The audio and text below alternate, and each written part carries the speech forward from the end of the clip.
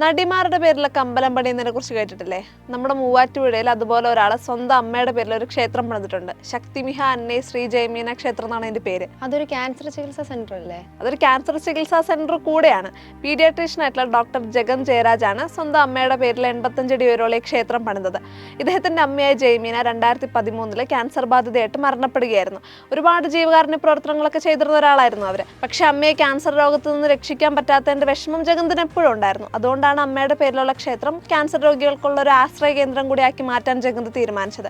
ഇവിടെ വരുന്ന ക്യാൻസർ രോഗബാധിതരായിട്ടുള്ള കുട്ടികളുടെ ചികിത്സയുടെ ചെലവ് ജഗന്തും അദ്ദേഹത്തിന്റെ ഭാര്യയും ഗൈനക്കോളജിസ്റ്റും ആയിട്ടുള്ള മഹാലക്ഷ്മിയും അദ്ദേഹത്തിന്റെ സഹോദരിയായി അമേരിക്കയിൽ വർക്ക് ചെയ്യുന്ന ഡോക്ടർ ജനിത ജയരാജും കൂടെ വഹിക്കുമെന്നാണ് അദ്ദേഹം പറഞ്ഞിട്ടുള്ളത്.